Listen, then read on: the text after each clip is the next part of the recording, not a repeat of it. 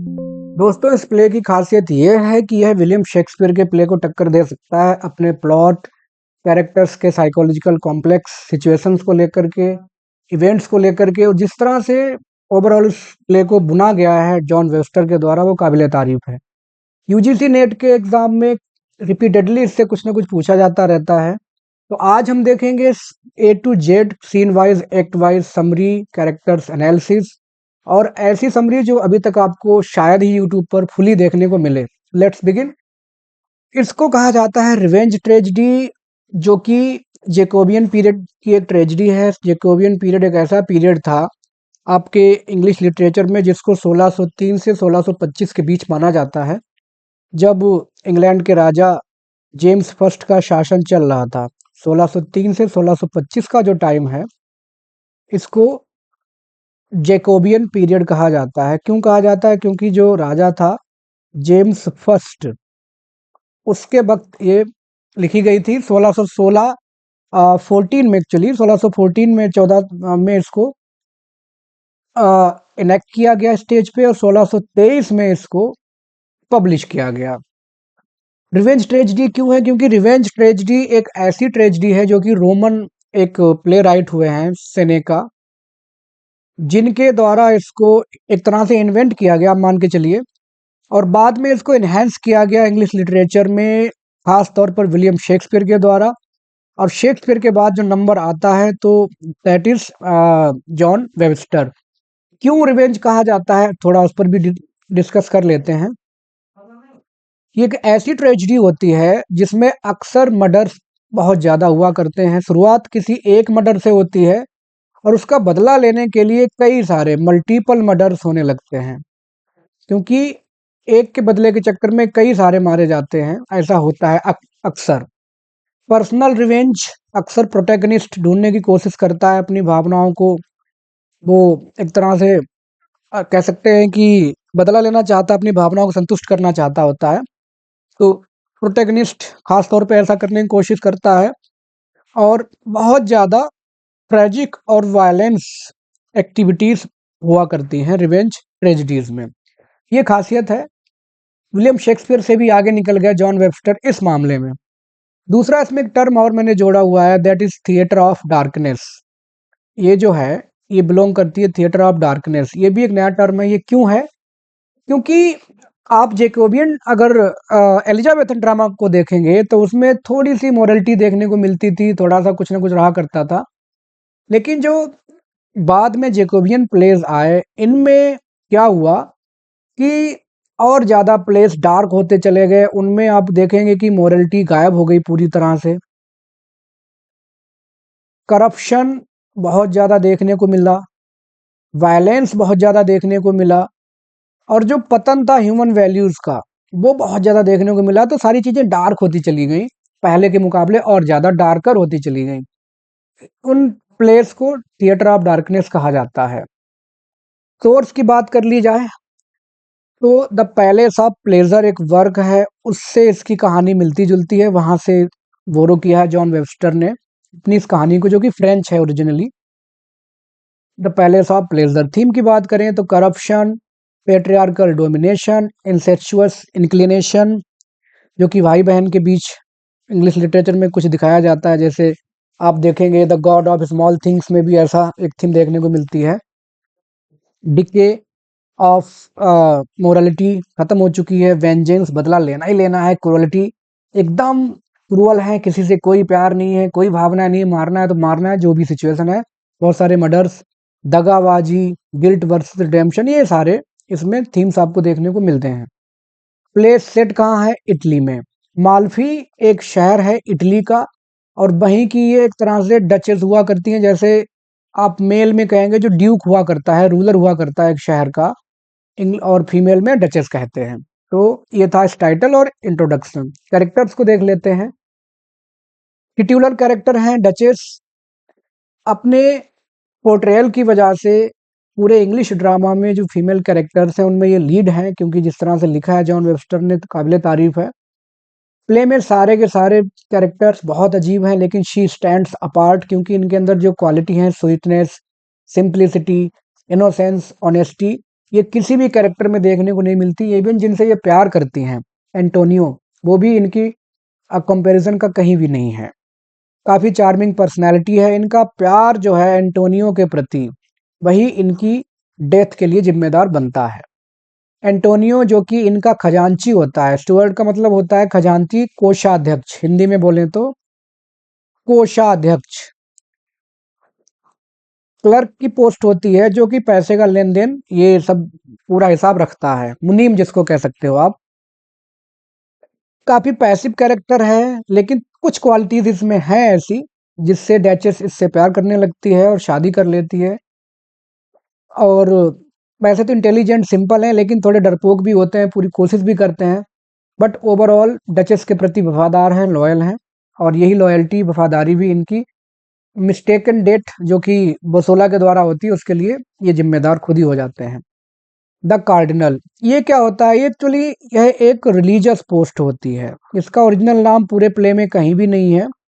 इसको इसकी religious post जो कि चर्च में हुआ करती है पोप के जस्ट बाद, तो वो इसकी पोस्ट है कार्डिनल की। ये डचेस का भाई होता है। मैकियावेलियन बोला गया है क्योंकि ये अपने मतलब के लिए किसी भी हद तक जा सकता है। बहुत ही चालाक और बहुत ही शातिर और लोगों को अपनी बातों में उलझा लेने वाला इंसान है ये कार्डिनल। मोरल डिके जो चर्च में है, रिलीजियस सिस्टम में है, उसको ये रिप्रेजेंट करता है प्ले में। क्योंकि एक्स्ट्रा मैरिटल अफेयर ये रखता है, दूसरों को पसंद ये नहीं करता है, सारी चीज बुराइयां ही बुराइयां हैं इसमें, अच्छा इसमें कुछ भी नहीं होता है। देखा जाए तो जब डचेस मारी जाती है, उसके बच्चे मारे जाते हैं, तो एक बार भी इसके बंदे के अंदर थोड़ा सा भी पश्चाताप देखने को नहीं मिलता है। इतना ज्यादा ये कोल्ड क्रूअल इंसान है कार्डिनल। फर्डिनेंड ये दूसरा भाई है डचेस का। क्योंकि दोनों हैं तो एक से बढ़कर एक हैं, जय वीरू जैसे। हालांकि जय वीरू अच्छे मामले में है, ये थोड़े ज्यादा नेगेटिव हैं। वायलेंट, ऑब्सेसिव, एग्रेसिव, सब कुछ है इसके अंदर। बोसोला को यही सबसे पहले जासूसी पे लगा देता है, अपनी बहन की जासूसी करने के लिए, कि मेरी बहन क्योंकि विधवा होती है डचेस, वो शादी ना कर ले। ट्रू सेंस में कहा जाए तो एंटागोनिस्ट यही है प्ले के। इनको एक बीमारी हो जाती है लास्ट में, लेकेंथ्रोपिया, जिसका मतलब होता है जैसे अपने आप को ये समझने लगता है कि ये भेड़िया बन गया है। ये बीमारी हार्मोनल डिसऑर्डर होता है। बोसोला, आप इसको बसोला भी पढ़ सकते हैं, बोसोला भी पढ़ सकते हैं, जैसा आपको समझ में आया पढ़ सकते हैं। यह है, अगर आपने ओथेलो पढ़ा हुआ है तो ओथेलो का जो कैरेक्टर यागो है, I am not what I am, काफी फेमस डायलॉग है उसका। आजकल हर आदमी पे लगभग अप्लाई हो ही जाता है, I am not what I am. आजकल सोसाइटी इतनी ज्यादा चेंज होती जा रही है, आदमी अपनी बातों को भूल जाता है। तो ये उससे कंपेयर किया जा सकता है। बिना किसी बात के दूसरों से बुराई क्यों रखना है, क्यों किसी की परेशानी का सबब बनना है, ये इनको खूब अच्छे से आता है। बिना किसी रीजन के डचेस को नापसंद करते हैं, एंटोनियो को नापसंद करते हैं। और यूं ही जैसे कहते हैं स्वाभाविक रूप से कोई दुष्ट होता है, मेलकटेंट का मतलब दुष्ट, स्वाभाविक रूप से नेचुरली ये उस किस्म के इंसान है बोसोला। शुरुआत में करप्शन और सब चीजों के ये पार्ट बनते हैं, लेकिन अंत में इनका कैरेक्टर इस तरह से चेंज किया जाता है ड्रामाटिस्ट के द्वारा कि इंग्लिश लिटरेचर जो ड्रामा है उसके पूरे सबसे खतरनाक, घातक बदला लेने वाले ये बन जाते हैं। बोसोला, डेलियो जो एंटोनियो का मित्र होता है, और जिस तरह से ग्रीक ड्रामा में जो कोरस काम करता है, किसी तरह से बताता है कि क्या होने जा रहा है, क्या अच्छा क्या बुरा, तो ये कमेंटेटर का काम करते हैं, बताया करते हैं कि कहाँ क्या हो रहा है। और अंत तक एंटोनियो का साथ देते हैं, और अंत में जब बहुत सारे मर्डर्स हो जाते हैं तो ऑर्डर को रिस्टोर करने का काम ये भी करते हैं थोड़ा सा। कैरियोला, ये डचेस की नौकरानी होती है, अच्छी होती है, फेथफुल है उसके प्रति, लेकिन थोड़ी बेचारी डरती भी है। जब इसका नंबर आता है इसकी फांसी लगने का, तो ये पूरी कोशिश करती है अपने आप को बचाने की, लेकिन वो नहीं मानते क्योंकि ट्रेजिडी है। और उसकी डेथ, डचेस की डेथ से जस्ट अपोजिट मानी जाती है, जो कि मौत को बहुत ही साइलेंट तरीके से, बहुत ही श्रेष्ठ ढंग से एक्सेप्ट करती है। बट ये चिल्ला चिल्ला के बेचारी ये भी मारी जाती है अपनी वफादारी के चक्कर में। जूलिया, ये कार्डिनल की मिस्ट्रेस है, जिसको वो सिर्फ टाइम पास करने के लिए रखे हुए हैं। और ये कॉस्टोचियो एक और होता है कैरेक्टर, उसकी वाइफ होती है। मोरली पूरी तरह से डिकेड ये भी है, क्योंकि ये कार्डिनल की मिस्ट्रेस होने के अलावा बोसोला पर भी लाइन मारती है, और देखा जाए तो डेलियो को भी थोड़ा आकर्षित करने की कोशिश करती है। कुल मिला के ये शी रिप्रेजेंट्स, कह सकते हैं, वाइसेस इन द प्ले, बुराइयों को रिप्रेजेंट करती है। कैरेक्टर्स हो गए। अब हम देखते हैं scene wise act wise summary. शुरुआत कहाँ से होती है प्ले की? एंटोनियो से, जो कि डचेस का खजांची है, फ्रांस में था, कई महीने तक वहां से वापस आया है कुछ सीख करके। जब आया है तो फ्रांस की बहुत तारीफ कर रहा है, अपने बिहेवियर में बहुत फॉर्मल हो गया है। इसका मित्र डेलियो इससे पूछता है, अरे भाई तुम तो फ्रांस घूमने गए थे, जैसे हम ही लोग कहीं घूमने जाए। तो दोस्त मिलते हैं, पूछते हैं भाई कहाँ कैसा लगा वहां पे, मान लो कोई फॉरेन चला जाए या कहीं दूर ही चला जाए, तो पूछते हैं कैसा है क्या। तो ये बताता है कि फ्रेंच कोर्ट बहुत अच्छा है, वहाँ के राजा बहुत अच्छे हैं और बहुत ही न्यायी हैं, मैंने वहाँ बहुत कुछ सीखा है। अपने यहाँ माल्फी में ऐसा नहीं है। यहाँ पर जो हमारे ड्यूक हैं, दोनों कार्डिनल और डचेस, सॉरी फर्डिनेंड, दोनों नालायक हैं, दोनों ही अपने नियमों पर नहीं चलते हैं। ये चीजें बताता है ये एंटोनियो। किसको बताता है? डेलियो को। ये लोग बात कर ही रहे होते हैं कि तभी बोसोला आ जाता है और कार्डिनल आता है। दोनों कौन है? कार्डिनल कौन है मैं पहले बता चुका हूँ, डचेस का भाई है। ये दोनों आ जाते हैं। बोसोला की थोड़ी बात की जाती है यहाँ पे। ईर्ष्यालु, लालची और दुष्ट प्रवृत्ति का इंसान है, और कार्डिनल से कहता है कि देखो भाई, मैंने तुम्हारे लिए क्या क्या नहीं किया और तुम मुझे इग्नोर मार रहे हो। क्या क्या मैंने तुम्हारे लिए किया साहब, लेकिन तुम मुझे इग्नोर कर रहे हो, अच्छी बात नहीं है। कार्डिनल फिर भी उसकी बात पे ध्यान नहीं देता, उसको इग्नोर करके चला जाता है। वो कहता है तुम यही सब करते रहे तो अच्छा क्यों, क्या किया है? अब समझ में आता है। अभी और थोड़ा समझ में आएगा। वोसोला जो है वो क्रिटिसाइज करता है दोनों ही, कार्डिनल को भी और फर्डिनेंड को भी, कि दोनों को दोनों भाई एक, दोनों मतलब दोनों को दोनों भाई और तबाही हैं, नालायक हैं, एकदम इमोरल हैं, चालाक हैं, कनिंग हैं, मोरलिटी से दूर दूर तक इनका संबंध नहीं है, और दोनों नंबर एक के क्रूअल और विकेट हैं, दुष्ट और पापी टाइप के हैं, जिन्हें बिल्कुल दयाहीन दयाहीन लोग हैं, इनमें कोई दया नहीं है। हालांकि वोसोला भी ठीक नहीं है, लेकिन फिर भी इन दोनों के मुकाबले थोड़ा ठीक होता है। वह उन सारी कंप्लेंट्स को रिपीट करने लगता है एंटोनियो से, क्योंकि कार्डिनल तो चला गया है। एंटोनियो को बताता है कि यार मैंने क्या क्या नहीं किया इन लोगों के लिए, और ये बड़ा नालायक है, इसने मेरे अवार्ड नहीं दिया क्योंकि इसके चक्कर में मैंने मर्डर भी किया है। अब समझ में आता है कि वोसोला ने कार्डिनल की सेवा के लिए किसी का मर्डर किया हुआ था। उस मर्डर के लिए ये 7 साल तक इसको देश निकाला मिल गया था, एग्जाइल का सजा मिली थी इसको, और 7 साल तक ये बाहर था। 7 साल के बाद आया, कार्डिनल से कहा है कि भाई मुझे मेरा रिवॉर्ड चाहिए जो मैंने तुम्हारे लिए किया। अब दोनों, एंटोनियो और वोसोला, दोनों डचेस के भाइयों कार्डिनल और फर्डिनेंड का जिक्र करने लगते हैं, उनके कैरेक्टर्स के बारे में डिस्कस करने लगते हैं। कार्डिनल जो कि एक चर्च का पदाधिकारी है, मैंने आपको बताया, विकेट, क्रूअल और इमोरल है, बस जरूर रिलीजियस सेगमेंट में है, लेकिन नंबर एक का निकम्मा और नालायक इंसान है। फर्डिनेंड जो है वो भी किसी मामले में कम नहीं है अपने भाई से, और बहुत उसको एक बात यह है कि उसको गुस्सा बहुत जल्दी आता है। फायरी टेम्पर मीन्स बहुत जल्दी गुस्सा आता है, और जब गुस्सा आता है फर्डिनेंड को, तब वो किसी की नहीं सुनता, चाहे कुछ भी हो। दोनों ही भाई ऐसे हैं कि अपने मतलब के लिए किसी भी हद तक जा सकते हैं, इस तरह के भाई हैं। एंटोनियो फिर भी कहता है कि भाई तो अलग है, लेकिन उनकी बहन बहुत अच्छी है, डचेस बहुत अच्छी है, जो कि बहुत ही स्वीट है, प्यारी सी है, सुंदर है, और अपने हर मामले में सिंसियर है। और विपरीत है अपने दोनों भाइयों के, लेकिन किस्मत ने उसके साथ ऐसा खेल खेला है कि बेचारी विधवा हो चुकी है। कार्डिनल कहता है अपने भाई फर्डिनेंड से, कहता है कि भाई ऐसा करो, हमारी बहन जो कि विधवा है, और हो सकता है वो अभी जवान है, हो सकता है शादी कर ले, और उसने शादी कर ली तो हमारे पूरे परिवार के सम्मान को ठेस पहुंचेगी, और हम नहीं चाहते हमारे परिवार के सम्मान को ठेस पहुंचे।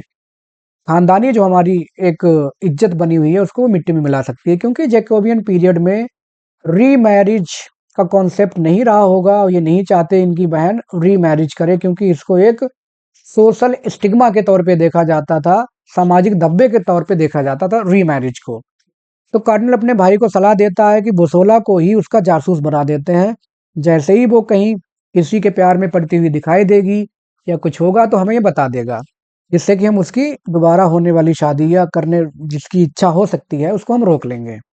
ठीक है, चलेगा।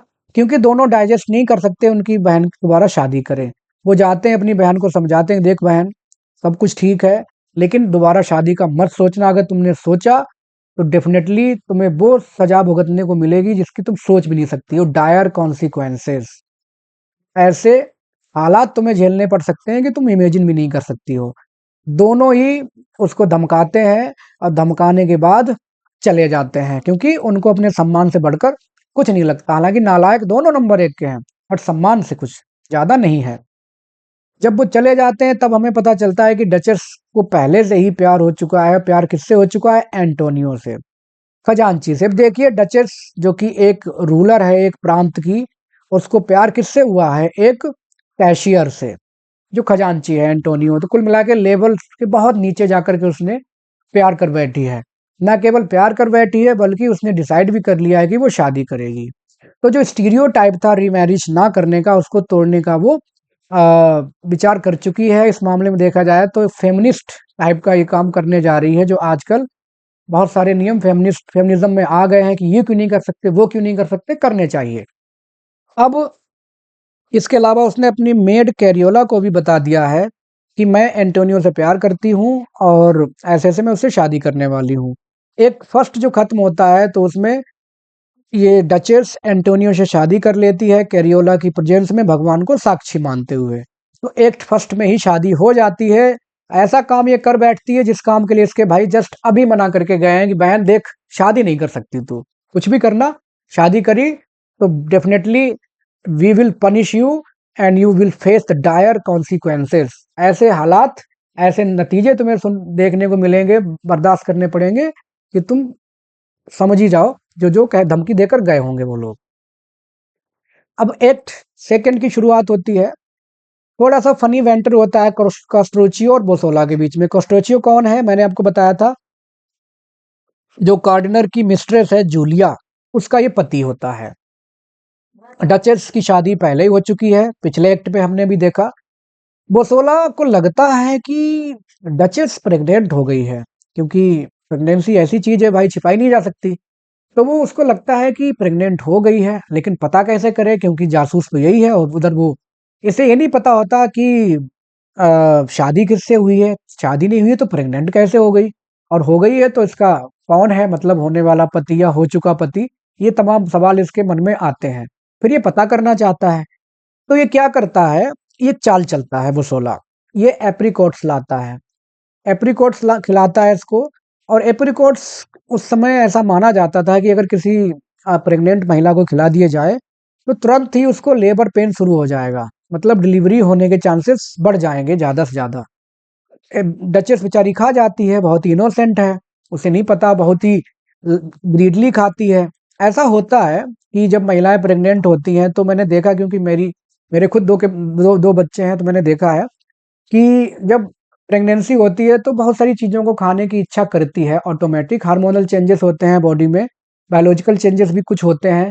तो ऐसा होता है कि कुछ इच्छा बढ़ जाती है कुछ ना कुछ खाने की। तो डचेस बहुत ज़्यादा ग्रीडली उसको खाती है, और मतलब इस तरह से खाती है।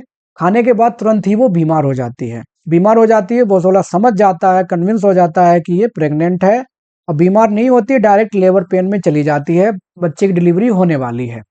अब एंटोनियो को चिंता हो जाती है कि अगर डिलीवरी हो गई, प्री मेच्योर डिलीवरी, जैसे वैसे तो 9 महीने का टाइम रहता है, बट कई बार 7 महीने में या कुछ मिसकैरेज टाइप के केसेस होते हैं। तो उसने सोचा कि अगर ये काम पहले हो गया तो वो एक्सपोज हो जाएगी, तो उसके भाइयों को पता चल जाएगा और इस तरह से सारी की सारी बर्बादी शुरू। लेकिन करे तो करे क्या?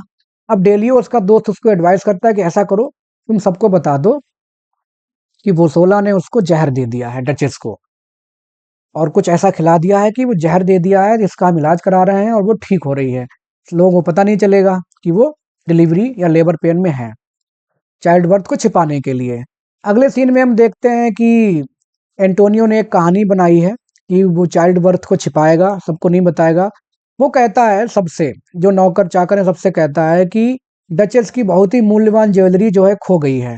सारे के सारे लोग अपने आप को कमरे में बंद कर लें, जब तक कि ज्वेलरी ढूंढी नहीं जा सकती, मिल नहीं जाती, तब तक कोई भी बाहर नहीं निकलेगा, ये डचेस का ऑर्डर है। ऐसा वो सबको बोल करके चला जाता है। लेकिन असली कहानी क्या है, वो बच्चा उधर जन्म होने वाला है बच्चे का। वो 16 कहता है कि ये सब चीजें देख रहा होता है कि ये हो क्या रहा है, समझ जाता है। और उसके जो डाउट्स हैं उस डचेस की प्रेगनेंसी को लेकर और बढ़ जाते हैं। समझ जाता है कि जरूर कुछ ना कुछ दाल में काला है, चालाक तो है ही है। एंटोनियो को बहुत चिंता हो रही है कि डिलीवरी एक्सपोज हो जाएगी, ये सब कुछ मैरिज एक्सपोज हो जाएगी तो दिक्कत हो जाएगी। डेलियो फिर भी उसका अच्छा मित्र है, उसको किसी तरह कंसोल करता है कि हम मिल करके सॉर्ट आउट कर लेते हैं।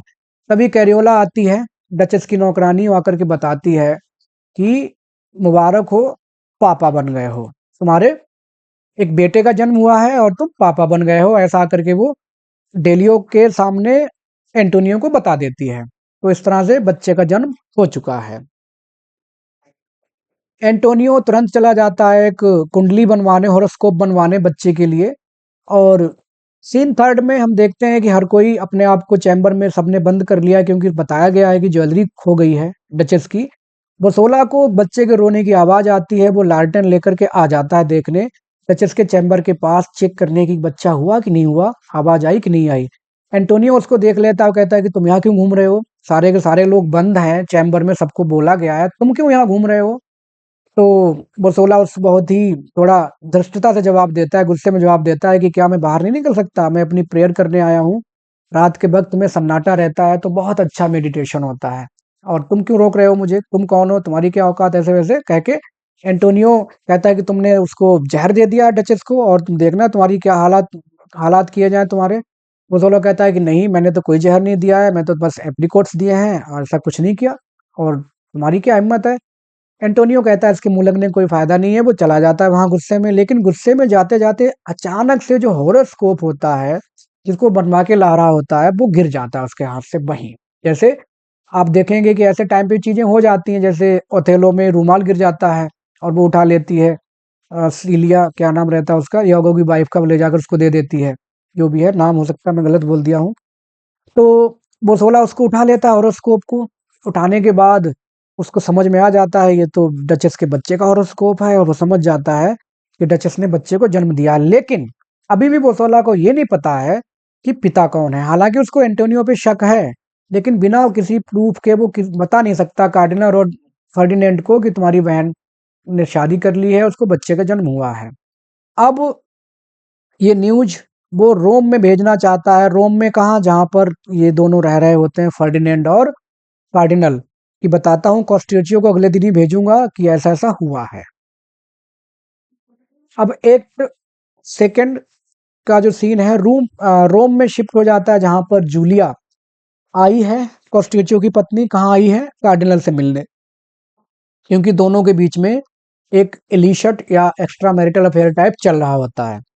कार्डिनल उसको सिर्फ इस्तेमाल कर रहा है। दोनों के बीच में बहस शुरू हो जाती है। जूलिया कहती है कि तुम मुझे अच्छे से ट्रीट नहीं कर रहे हो, तुमने मुझे बस इस्तेमाल किया है और ऐसे सब कर रहे हो। और वो रोने लगती है। तो कार्डिनल कहता है कि मैं किसी पर भी भरोसा नहीं करता, क्योंकि इस दुनिया में कोई भी महिला फेथफुल नहीं है, एकदम एंटी फेमिनिस्ट इंसान है। आज के जमाने में होता तो पक्का इसको सजा मिल जाती। अब डेलियो आ जाता है और वो जूलिया को बताता है कि तुम्हारा पति भी आया हुआ है, जिसको बोसोला ने भेजा है कोई खबर लेकर के।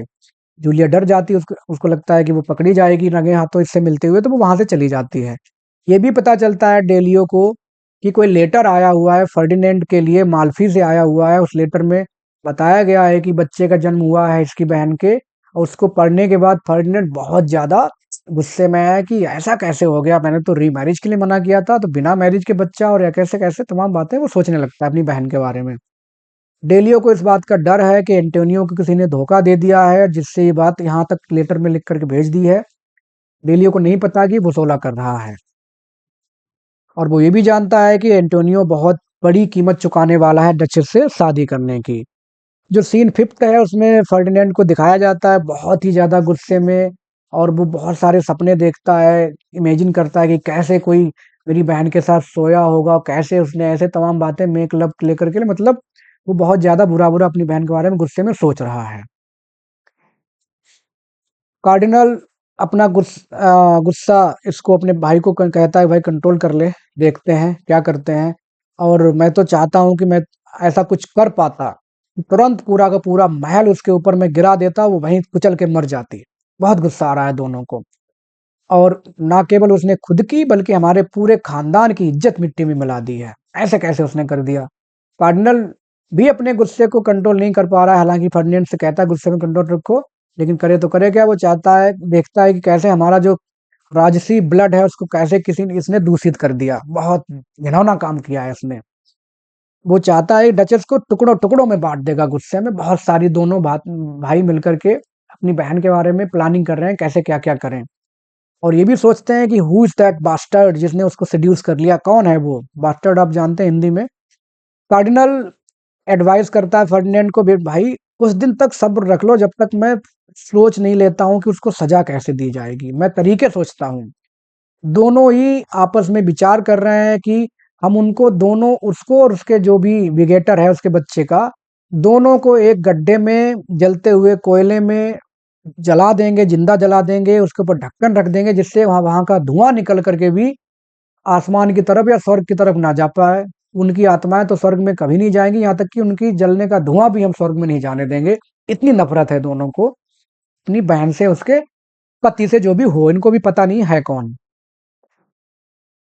एक सेकंड और थर्ड में एक लॉन्ग इंटरवल रखा गया है। क्यों रखा गया? जिससे कि डचेस की रिलेशनशिप एंटोनियो से और थोड़ा डेवलप हो जाए और गुस्सा इन लोगों का थोड़ा और बढ़ जाए टाइम टू टाइम। तो ये चीजें जानबूझ के उन्होंने की हैं। एकदम से ट्रेजिडी कुछ ऐसे ना लगे कि एकदम से भाग करके लिख दी गई हो, रश्ड टाइप नहीं लगनी चाहिए। इसमें बहुत बड़ा गैप रखा गया है। क्या रखा गया है?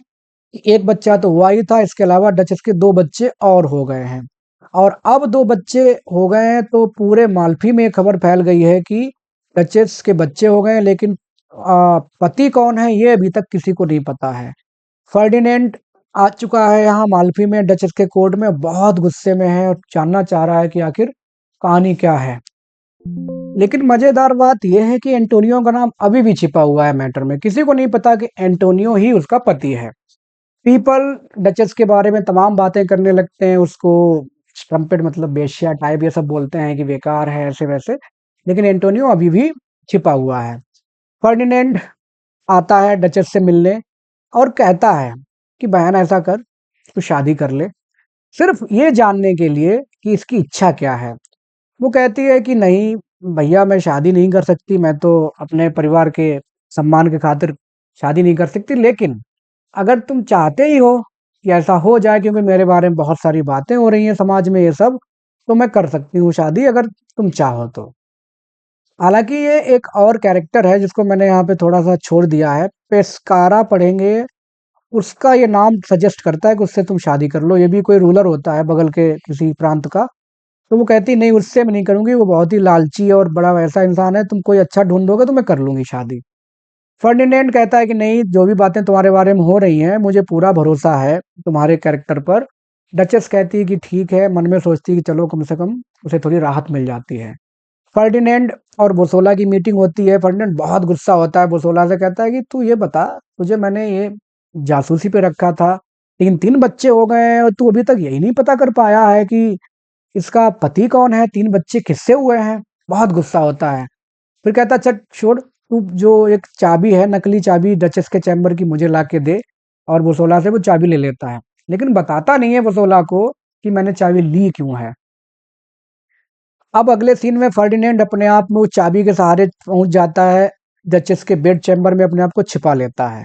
और डचेस एक सलीलगी में अपने आप से बातें कर रही होती है कि कितना मुश्किल है आज के ज़माने में प्यार करना और सम्मान को देखना, परिवार के सम्मान को, इमेज को, क्या-क्या है, तमाम चीज़ें आ जाती हैं। देखिए 1623 की बात है, आज 2026 हो गई है। ये बातें पहले भी थी, आज भी थी। महिलाओं के प्यार को लेकर के उसमें टर्म्स कंडीशंस बहुत लगा दी जाती हैं। जात के हिसाब से करना है, लेवल के हिसाब से करना है, समाज को देखना है, खुद को देखना है, ना जाने क्या-क्या आजकल बहुत कुछ चल रहा है। ये चीज़ें पहले भी थी और 400-500 साल बाद भी बरकरार हैं। फर्डिनेंड तुरंत निकलता है पर्दे के बाहर, जो छिपा हुआ था पर्दे के पीछे, उससे निकलता है और एक कटारी लेकर के निकलता है, चाकू टाइप का। वो कहता है देखो, ये मेरे पापा ने मुझे गिफ्ट में दी थी और तुमने बहुत ही घिनौना काम किया है। और अपने पति का नाम बताओ, कौन है वो? किसको तुमने अपना सम्मान बेच दिया है? वो कहती है कि मैंने जिसको भी बेचा हो, लेकिन मैंने कंप्रोमाइज नहीं किया है। तुम्हारे परिवार का सम्मान, मैंने मतलब शादी ही की है, मैंने कोई ऐसा काम नहीं किया है कि तुम्हें लग रहा है कि मेरे 3 बच्चे हो गए विदाउट मैरिज। शादी की है और शादी करना कोई क्राइम नहीं है। लेकिन फर्डिनेंड उसकी एक भी बात सुनने को तैयार नहीं है और वो उसको गालियां देता है, टॉन्ट मारता है, डांटता है, जाने क्या क्या कहता है कि तुमने बर्बाद कर दिया, ऐसे वैसे कर करके वो और गुस्से में चला जाता है। तभी एंटोनियो आता है, वो जो कटारी रहती है उसको वहीं छोड़ के चला जाता है कि देखो जब भी वो आएगा तुम्हारा जो भी हस्बैंड है, तो तुम जब सोओगी तो इस कटारी को बीच में रख लेना, जिससे कि एक सिंबॉलिकल सेपरेशन बना रहेगा तुम्हारे और उसके बीच में, ये यहीं रखी जानी चाहिए तुम दोनों के बीच में, ऐसा कह के चला जाता है। अभी एंटोनियो आता है, उसको शक होने लगता है कैरियोला पर कि इसने बताया होगा सबको, इसने बता दिया हमारे 3 बच्चे हैं। वो कहती है कि नहीं साहब, मैंने तो कोई गलती नहीं की है, मैं तो निर्दोष हूँ। और डचेस भी उसके इनोसेंस पे भरोसा करती है। वो 16 आता है और डचेस को बोलता है कि तुम्हारा भाई बहुत गुस्से में गया है, रोम गया है, बहुत जल्दी और गुस्से में गया है, जरूर कुछ ना कुछ बुरा हो सकता है। इसके अलावा डचेस ने एक कहानी बना ली है एंटोनियो को उसके अपने भाई के गुस्से से बचाने के लिए। उसने कहा सबसे कि एंटोनियो ने जो ट्रांजैक्शंस हैं, बहुत सारे फाइनेंशियल ट्रांजैक्शंस में बहुत घपलाबाजी की है, फ्रॉड किया है उसने, गबन किया है बहुत सारे पैसे को, और मैं अब उसको देश निकाले की सजा देना चाह रही हूँ, वो यहाँ से जाए, उसे मैं निकाल दूंगी, क्योंकि इसने इस साल सेवा की है, उससे सजा और कोई सजा ना दे करके सीधे देश निकाला दे दूंगी। वह ऑफिसर्स को बुलाती है, एंटोनियो पे चार्ज लगाती है कि तुमने मिलियंस, अब डॉलर तो नहीं चलते होंगे, जो भी पैसे चलते हो वहां पर, कि मिलियंस रुपए हम कह सकते हैं का नुकसान किया है, और तुम बहुत मतलब निकम्मे हो, क्या क्या उसको बोलती है सबके सामने। एंटोनियो बेचारा मान लेता है और समझ जाता है कि डचेस कुछ कर रही है तो अच्छा ही कर रही होगी, और ऑफिसर उसको लेकर के चले जाते हैं। उसको देश निकाला कर दिया जाता है। कहाँ कर दिया जाता है? एक जगह है एनकोना, एनकोना में उसको भेज दिया जाता है एंटोनियो को। डचेस चाहती थी वो चला जाएगा, जिससे कि सेफ रहेगा अपने भाइयों के गुस्से से। बुसोला रुक जाता है। अब डचेस पूछती है बुसोला से एंटोनियो के बारे में कि तुम्हारा क्या विचार है, एंटोनियो ने ऐसा जो क्राइम किया है तुम क्या सोचते हो उसके बारे में। बुसोला पहले ही समझ चुका है कि डचेस सिर्फ नौटंकी कर रही है, और वो जानबूझ करके, उसकी चाल समझने के बाद जानबूझ करके एंटोनियो की तारीफ करने लगता है। वो कहता है एंटोनियो बहुत ही उसकी इंटीग्रिटी ऑनेस्टी पे कोई शक नहीं है, और आपने अभी तक उसकी वैल्यू नहीं की है, इतना अच्छा इंसान है, वो तो डायमंड है, हीरा है, हीरा, तुमने अभी तक उसका वैल्यू नहीं की, तमाम बातें वो कहता है। और जब इतनी सारी बातें वो करता है तो डचेस बेचारी बहुत इनोसेंट है, वो नहीं समझ पाती है कि जानबूझ के झूठा ये कर रहा है। वो उसके सीक्रेट मोटिव को समझ नहीं पाती है, और उसको वो सोला को कॉन्फिडेंस में लेकर के बोल देती है कि यही मेरा हस्बैंड है, एंटोनियो से मैं शादी कर चुकी हूँ, मेरा हस्बैंड है, और मैंने ऐसा ऐसा इसलिए किया है जिससे कि वो मेरे भाइयों के गुस्से से बच सके। वो सोला कहता है अरे वाह, बहुत अच्छे मैडम, आपने एक एग्जाम्पल सेट किया है। आप इतने उच्च कुल की होते हुए आपने एक स्टुअर्ट से शादी कर ली है, क्या बात है मैडम, और महिलाओं को भी ऐसा करना चाहिए। ये सिर्फ झूठा ड्रामा कर रहा है वो, और खुश होता है मनी मन में कि चलो मैंने पता कर ही लिया कि आखिर इसका पति है कौन। अब डचेस क्या करती है, इसकी सलाह देता है बोसोला डचेस को कि एक पिलग्रिमेज पे चली जाओ, वहीं एनकोना में लोरेटो एक कोई देवी है वहां पर, कि उनकी पिलग्रिमेज पे चली जाओ, जिससे कि तुम वहां एनकोना में जा करके उससे मिल भी सकती हो। और लोरेटो एनकोना जस्ट बगल बगल में है, जैसे कोई कोई शहर या कुछ बगल बगल में होते हैं इस तरह से। वह उसके सजेशन को एक्सेप्ट कर लेती है। कैरियोला कोई बात समझ नहीं आती, वो मना भी करती है अपनी मैडम से कि देखिए आपको मिलना है तो और तरीके से मिलिए, धर्म के नाम पे ऐसे करना ठीक नहीं रहेगा, लेकिन डचेस नहीं मानती।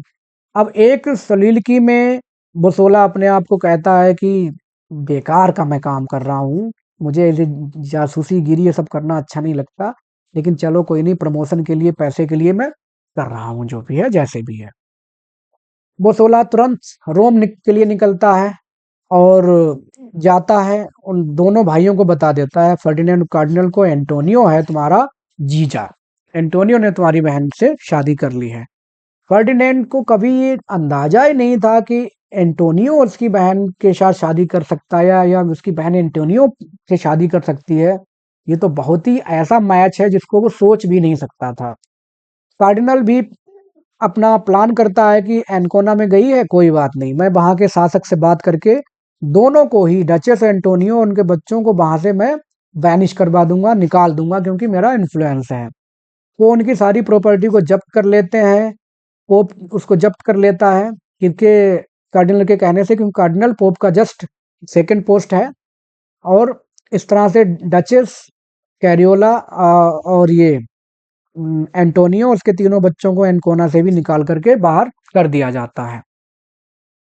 लोरेटो में डचेस जब एनकोना छोड़ रही होती है तो सारे के सारे लोग बेचारे सोचते हैं कि बड़ा बुरा हो रहा है इसके साथ, एक रानी जैसा इसका पद है, लेकिन ये सब हो रहा है। बोसोला आता है और एक लेटर दे जाता है जिसमें एंटोनियो को बुलाया गया है फर्डिनेंड के द्वारा। वो उसको कुछ फाइनेंशियल ट्रांजैक्शंस के बारे में बात करना चाहता है जो कि डचेस ने इसके ऊपर आरोप लगाए थे। हालांकि फर्डिनेंड बोसोला के द्वारा एंटोनियो को अपने यहाँ बुलाना चाहता है जिससे कि उसको मार सके। डचेस समझ जाती है कि प्लॉट है, इसका भाई इतना सीधा नहीं है, और वो उस ऑर्डर को मना कर देती है। इसके विपरीत वो एंटोनियो को भेज देती है कहाँ, मिलान के लिए, जहां पर वो सेफ रह सके। मिलान एक और शहर है इटली का, वहां भेज देती है सेफ्टी रीजन से। बरसोला एक मास्क पहन के आता है और कहता है कि मैं फर्डिनेंड के द्वारा भेजा गया हूँ और तुम अपने पति को भूल जाओ क्योंकि तुम्हारा जो पति है वो बहुत ही निम्न किस्म का इंसान है, तुम्हारे लायक नहीं है। वो कहती नहीं, मेरा पति मेरा देवता है, जैसा भी है, अच्छा है बुरा है, जैसा भी है, मेरा पति मेरा देवता है। और वो बिल्कुल भी डरती नहीं है और पूरी उससे विश्वास से कहती मेरा पति बहुत अच्छा है। अब वो कहता अच्छा ठीक है, जो भी है, फर्डिनेंड ने कहा है कि तुम अपने राज पैलेस में चली जाओ, महल में चली जाओ, क्योंकि वहां पर तुम सेफ रहोगी और तुम्हारे भाई ने ऐसा कहा है। वो भरोसा नहीं करती अपने भाई के प्रॉमिस पे, उसको पता है उसका भाई बहुत दुष्ट किस्म का इंसान है। अब डचेस पहुंच जाती है, मजबूरी है, कहाँ जाए तो जाए कहाँ। उसको उसके पैलेस में ही उसको बंद कर दिया जाता है, प्रिजनर बना दिया जाता है। फर्डिनेंड आता है और बोसोला से पूछता है कि जो टॉर्चर मैं अपनी बहन को दे रहा हूँ वो कैसे उसको झेल रही है। बोसोला कहता है कि वो बहुत ही श्रेष्ठ ढंग ढंग से परेशानियों को झेल रही है, उसकी स्पिरिट बिल्कुल भी अभी तक डैमेज नहीं हुई है, अडिग है उसकी आत्मा, वो इतनी अच्छी है। बोसोला तारीफ करने लगता है। देखो यहाँ से बोसोला का कैरेक्टर थोड़ा थोड़ा बदलने लगता है। भाई बोसोला से एक मैसेज भेजता है कि जाओ जाके बोल दो कि मैं उससे सुलह करना चाहता हूँ, अपनी बहन से जो भी उसने कहा मैं माफ करना चाहता हूँ, लेकिन मैंने कसम खाई हुई है कि मैं उसको देखूंगा नहीं। तो उसको बोल देना कि जब मैं उससे मिलने आऊँ तो उसके रूम में सिर्फ और सिर्फ अंधेरा होना चाहिए। डचेस खुश हो जाती है कि उसका भाई उसको माफ करने आ रहा है। वो अपने चैम्बर से सारी लाइट्स हटवा देती है। फर्डिनेंड पहुंचता है, उससे माफी मांगने के नाम पे बोलता है कि चलो कोई नहीं, जो तुमने किया कोई बात नहीं, आखिरकार तुम मेरी बहन हो और ठीक है मैं तुम्हें माफ कर दे रहा हूँ, ऐसे से बोलता है। और रिकन्सिलेशन, सुलह के नाम पर उसको एक गिफ्ट देने की कोशिश करता है कि चलो मैं तुम्हें गिफ्ट देता हूँ, लेकिन गिफ्ट में देता क्या है, एक मरे हुए इंसान का हाथ देता है। उस हाथ में, उस हाथ की उंगलियों में वो रिंग पहनी हुई है, उस उंगलियों ने जिस रिंग को उसने डचेस ने एंटोनियो को पहनाया था। तो कुल मिला के वो एहसास करा रहा है कि देखो मैंने एंटोनियो को मार दिया है, और ये रहा वो गिफ्ट, ये सबूत इस बात का कि एंटोनियो मारा गया है। इसके अलावा फर्डिनेंड एक और चाल चलता है, पर्दे के पीछे पीछे वो वैक्स मोम के बने हुए फिगर्स को दिखाता है जिसमें एंटोनियो एक हाथ और दो पैरों के साथ, क्योंकि एक हाथ तो काट के ले ही आया है, उसके बच्चों को मरे डेड बॉडीज को दिखाता है। और ये सारे वैक्स फिगर्स होते हैं, लेकिन डचेस मान लेती है कि इसके भाई ने ऐसा कर दिया है, ये दुष्ट नंबर एक का है, और उनकी वो डेड बॉडीज को मान लेती है कि वो मारे गए हैं। अब वो बहुत ज़्यादा दुखी हो जाती है, सोचती है तो करे क्या, तुरंत चाहती है कि मैं भी मर जाऊं, क्योंकि अब उसके लिए उसकी ज़िंदगी में कुछ भी बचा नहीं है इस दुनिया में। वो चाहती है कि कुछ नहीं मिला मुझे, अगर अपने आप को मारने के लिए कोई अस्त्र शस्त्र नहीं मिला तो मैं अपने आप को क्या करूंगी, सिर्फ भूखा रख करके मार दूंगी, स्टारवेशन से मार दूंगी। वो सोला उसको कंसोल करने की कोशिश करने लगता है कि मैडम कोई बात नहीं, गुस्सा मत होइए, दुखी मत होइए, जैसा भी है। लेकिन वो उसकी पिटी को एक्सेप्ट नहीं करती है। वो कहती है तुम लायक नहीं हो कि मैं अपनी भावनाएं तुम्हारे साथ शेयर करूं, और तुम भागो यहाँ से।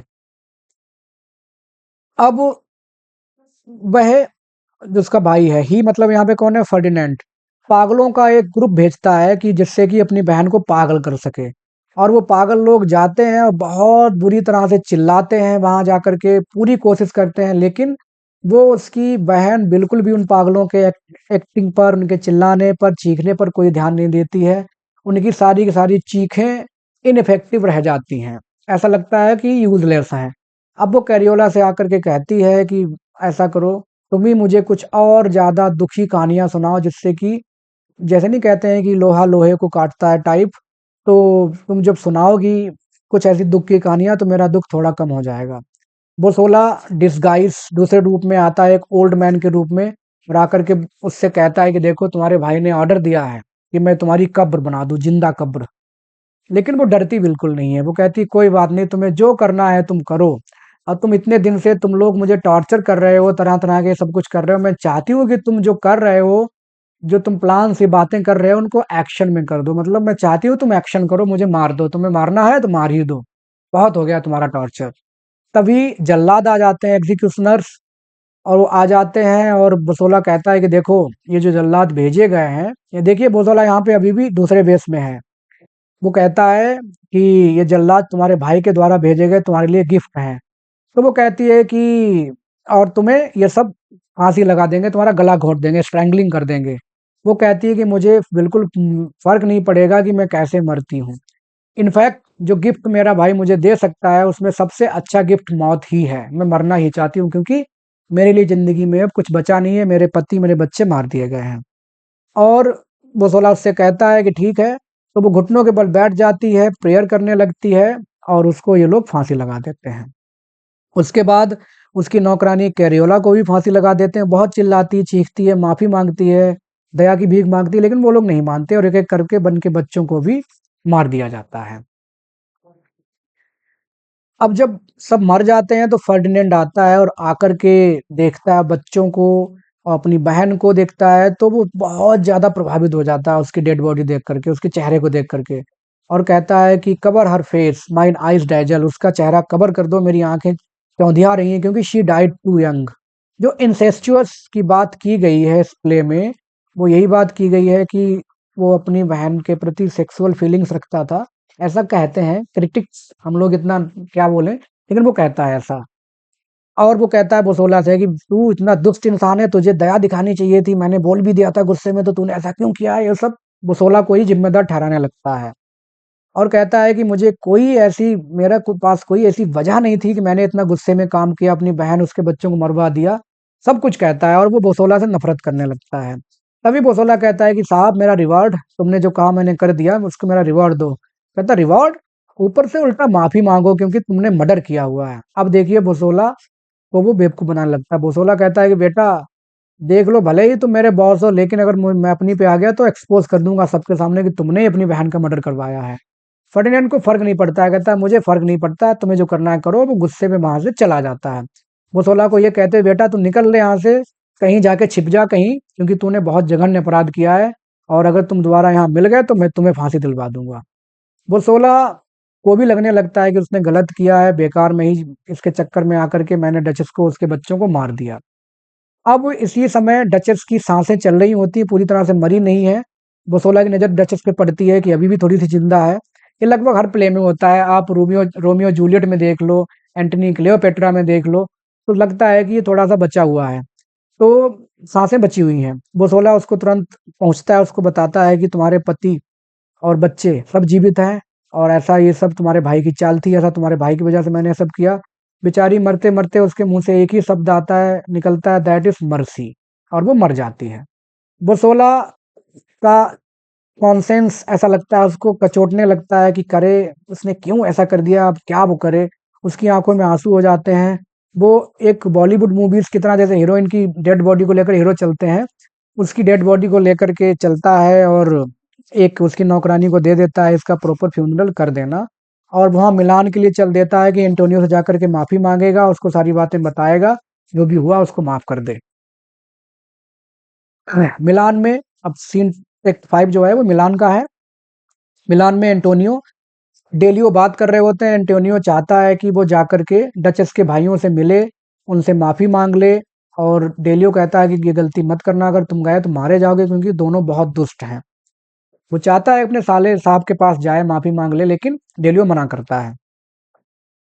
अब वो एंटोनियो को बताता है कि फर्डिनेंड ने उसको ऑफर दिया है कि वो उसकी सेफ्टी रखेगा, लेकिन वो ये भी जानता है कि जो ऑफर दिया गया है वो सिर्फ प्लॉट है तुम्हें वहां बुलाने का, और तुम्हारी सारी प्रॉपर्टी छीन ली गई है। छीन करके किसको दे दी गई है, जूलिया को दे दी गई, जूलिया जो कि कार्डिनल की मिस्ट्रेस है।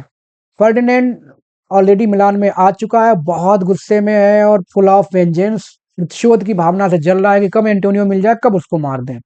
एंटोनियो डिसाइड करता है कि आज ही रात में कार्डिनल से मिलूंगा, चाहे जो भी हो, क्योंकि मेरे पास कोई रास्ता है नहीं।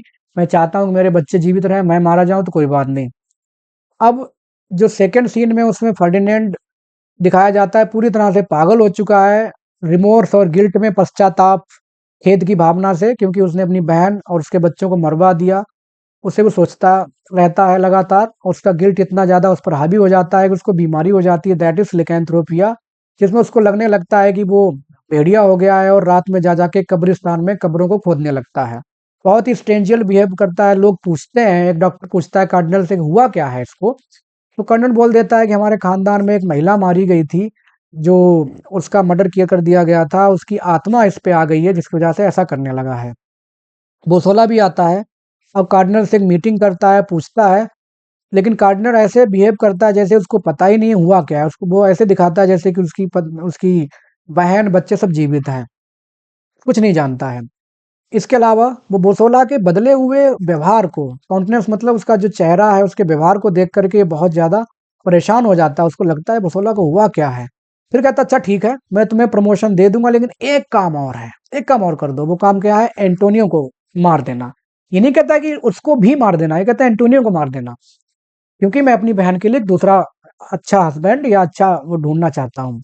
जूलिया आ जाती है और आकर के बोसोला को थोड़ा फ्लर्ट करने की कोशिश करती है। बोसोला कहता है कि ठीक है, मैं अपने मन में सोचता है वो कि मैं इसका इस्तेमाल करूंगा कार्डिनल के बारे में पता करने के लिए, ये सच बोल रहा है कि झूठ बोल रहा है।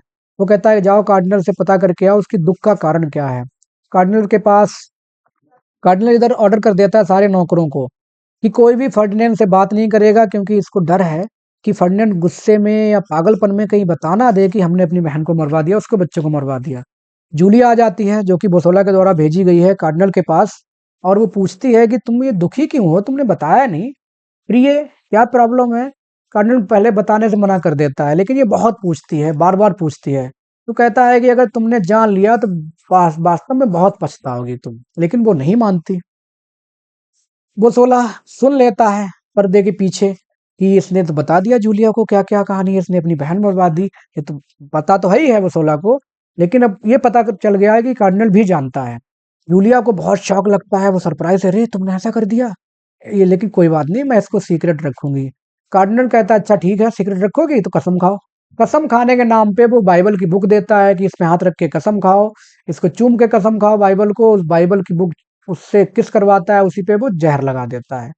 तो कुल मिला के चालाकी से वो मार देता है जूलिया को भी।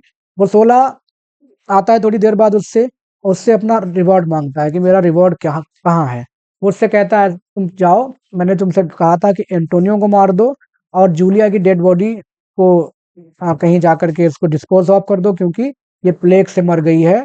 नहीं बताता है कि मैंने मार दिया, हालांकि बोसोला को पता है कि इसने मारा है कैसे।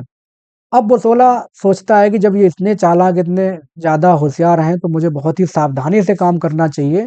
अगर मैंने ऐसा नहीं किया तो ये मुझे भी मार देंगे और एंटोनियो को भी मार देंगे।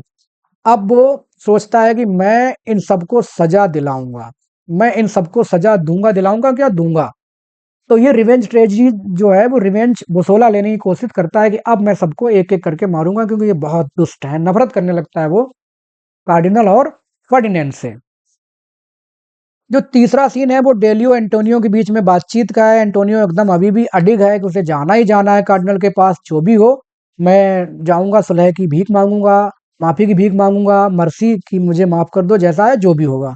डेलियो बहुत कोशिश करता है कि भाई मत जा मत जा, तू मारा जा सकता है वहां पर, लेकिन जब उसका दोस्त नहीं मानता है तो कहता है ठीक है कोई बात नहीं, जो भी हो मैं तुम्हारा साथ दूंगा, दोस्त हो तो ऐसा हो। कार्डिनल को डर है कि फर्डिनेंड कहीं अपने पागलपन में बता ना दे कि हमने क्या किया है। तो वो सारे नौकरों को, अपने सारे दरबारियों को, सबको बोल देता है कि कोई भी फर्डिनेंड के पास नहीं जाएगा, वो पागल हो गया है। और मैं भी कुछ ऐसा पागलपन की एक्टिंग करूंगा अपने भाई के पागलपन को चेक करने के लिए। तो अगर मैं भी चिल्लाता हुआ दिखूं, मेरा भाई चिल्लाता हुआ दिखे, तो कोई भी कमरे से बाहर नहीं आएगा। सारे के सारे लोग जाओ अपने अपने अपने आप को कमरों में बंद कर लो, कोई बाहर नहीं आना चाहिए।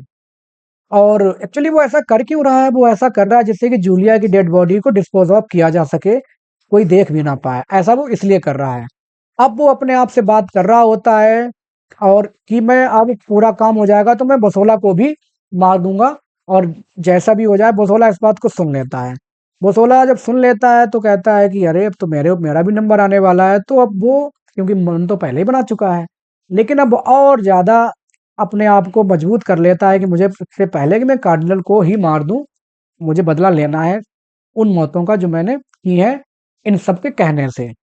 अब वो अपने आप को छिपा लेता है कि आने दो, अब कार्डिनल का काम खत्म। जैसे ही वो छिपा लेता है तभी एंटोनियो आता है कार्डिनल से माफी मांगने मिलने के लिए। बुसोला उसको समझता है कार्डिनल आ गया है, वो तुरंत अपनी तलवार का एंटोनियो के पेट में थ्रस्ट कर देता है, घोंप देता है, ये सोच के कि ये कार्डिनल है। जब वो कार्डिनल को उससे मार देता है एंटोनियो को, तो एंटोनियो की चीख निकलती है, वो समझ जाता है कि अरे इसने बहुत बड़ी गलती कर दी, उसने मारना था कार्डिनल को, मार दिया एंटोनियो को। अब डाइंग एंटोनियो को वो बताता है कि तुम्हारी वाइफ और तुम्हारे बच्चे, उन दोनों को कैसे मारा गया है, कैसे क्या किया, मैंने ये सब किया है, मुझे माफ कर देना भाई, ये वो सब करके एंटोनियो भी खुश है मरने के लिए कि चलो मेरे पास क्या है, मैं बेकार में माफी मांगने आया था क्योंकि मेरी जिंदगी तो पहले उजाड़ उजाड़ दी गई है। अब मैं मर जाऊंगा तो कम से कम स्वर्ग में अपने बीवी बच्चों से मिल पाऊंगा। अब जैसा भी है ऐसा कह के वो मर जाता है। बोसोला इन सारी चीजों को, हैपनिंग्स को देखता है कि जो कुछ हो रहा है इसको मेरे साथ भाग्य कर रहा है, क्योंकि मैं जितना संभालने की कोशिश कर रहा हूँ चीजें उतनी ज्यादा बिगड़ती जा रही हैं। और अब वो बदला लेने के लिए और ज्यादा डिटरमिन्ड हो जाता है कि जो भी हो मैं छोड़ूंगा नहीं, मार के ही छोड़ूंगा इन सबको। अब जो लास्ट सीन प्ले है इसमें कार्डिनल एक बुक पढ़ रहा होता है अपने चैम्बर में। बोसोला वहां पहुंच जाता है एंटोनियो की डेड बॉडी लेकर के हाथ में, बॉलीवुड फिल्मों की तरह। और कार्डिनल उसको देखता है कि ये क्या कर रहा है, इसको मार दिया। तो वो कहता है देखो मैंने मार दिया, तुमने कहा था एंटोनियो को, मैंने मार दिया, मेरा अवार्ड कहाँ है। लेकिन बोसोला की आंखों में जो लुक है, एक भय और गुस्से की, उस लुक को देख करके डर जाता है।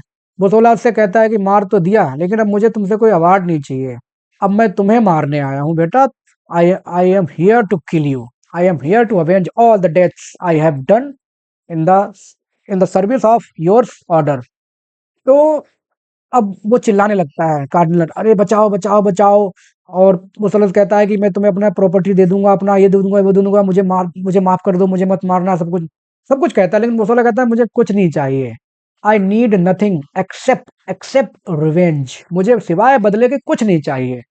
सारे कोर्टियर्स सुन लेते हैं उसकी बातों को, लेकिन सबको लगता है कि ये पहले ही बोल दिया था मैं चिल्लाऊंगा हेल्प के लिए, जो भी करूंगा। सबको लगता है ये ढोंग कर रहा है, शैमिंग मीन्स ढोंग कर रहा है। बस एक वही जो इसका पेस्कारा है, उसको लगता है कि ये एक्टिंग नहीं कर रहा है, लेकिन उसको बाकी लोग नहीं आने देते हैं। वो कहते हैं कि नहीं, वो नाराज हो जाएगा कि मैंने मना किया था, कोई बाहर नहीं निकलेगा रूम से। ये खूब चीखता है लेकिन कोई निकल के नहीं आता है। अब बोसोला से ये भी कहता है कि दया रखो मेरे ऊपर, तो बोसोला कहता है दया तो तुमने पहले ही मेरे अंदर खत्म कर दी, मैं कहाँ से दया करूं। 2 बार उसको वो स्टैब करता है। तभी फर्डिनेंड आ जाता है पागलपन में अपनी तलवार लहराता हुआ, और आकर के एक एक तलवार तो वो कर्नल को मार देता है जो कि पहले से ही घायल है बोसोला के द्वारा, और दूसरी तलवार वो बोसोला को मार देता है। तो कुल मिला के वो कार्डिनल बोसोला दोनों को मार देता है। इसी वक्त बोसोला फर्डिनेंड को भी मार देता है तलवार। तो इस तरह से तीनों घायल हैं, तीनों मर रहे होते हैं। बोसोला अब खुश है कि चलो उसने जो कुछ किया, कम से कम अपने क्राइम को कम करने के लिए उसने कुछ तो किया अपनी जिंदगी के अंतिम हिस्से में। कार्डिनल कहता है कि भाई तू भी तो कहाँ बचा, तू भी तो मर रहा है, और देख। तो बसोला उसकी मजाक बनाता है कि देख तू भी मिट्टी में मिल रहा है, तू जो घमंड करता था कि मैं ये हूँ वो हूँ, you are nothing, you are just part of dust, बहुत कुछ बोल देता है उससे। तो इस तरह से कार्डिनल और फर्डिनेंड दोनों मर जाते हैं, बट बसोला की कुछ कुछ सांसें चल रही होती हैं। अब कोर्टियर्स को लग गया कि अब तो असलियत में नौटंकी लग रही थी, वो तो असलियत में हो गई। और वो सब आ जाते हैं, बोसोला सबको बताता है कि देखो जो मैंने किया उसके पीछे ये वजह थी, क्योंकि इन दोनों ने डचेस उसके भाइयों को मरवा दिया, और मैंने उन दोनों का बदला लिया, उन बच्चों की और डचेस की मौत का बदला लिया हुआ है। हाँ, मुझसे गलती हो गई, बाय मिस्टेक मैंने एंटोनियो को मार दिया जो कि मुझसे नहीं होना चाहिए था, लेकिन वो भी इसी की वजह से हुआ क्योंकि मैं यहाँ इसको मारने ही आया था। सारी बातें वो बताता है सबको कि तुम लोगों की जिंदगी अच्छी है, मैंने अच्छा करने की कोशिश की, लेकिन मेरी जिंदगी full of illusion, treachery, fraud सब कुछ था। लेकिन अब जैसा भी है, अब मैं कोशिश करूंगा चीजों को संभालने की। अब मैं मर रहा हूँ, लेकिन मैंने बहुत कोशिश की अपने गिल्ट को कम करने की, कम से कम कंपनसेशन एक्ट मैंने किया, बट जो भी था वो था। डेलियो आ जाता है डचेस के सबसे बड़े बेटे के साथ, जो कि बच गया है मरने से, और वो सब लोगों से कहता है कि डचेस के बड़े बेटे को ही पूरा साम्राज्य मिलना चाहिए, तभी जस्टिस होगा और यही डचेस की आत्मा को शांति मिलेगी। सब लोग मान जाते हैं। बाकी जो लोग मरे हुए पड़े हैं, फर्डिनेंड कार्डिनल, उनकी मौत के ऊपर वो जरा सा भी पश्चाताप नहीं करता, क्योंकि उसको पता है कि वो सारे के सारे लोग दुष्ट थे, वो तारीफ के लायक ही नहीं थे। अब प्ले डेलियो के शब्दों से अंत हो जाता है। ये डायलॉग है, integrity of life is fame's best friend which nobly beyond death shall crown the end. इसका मतलब यह है कि आदमी की जो ईमानदारी है वही जिंदगी में उसकी सबसे अच्छी मित्र है, क्योंकि मौत के बाद वही उसको एक क्राउन का काम करती है, या ईमानदारी से ही आदमी सुरक्षित होता है मौत के बाद। तो दोस्तों ये थी इस प्ले की summary. I tried my best, I work really hard on this video. I hope you would like the video. You can subscribe the channel if you find it useful. Thanks for watching.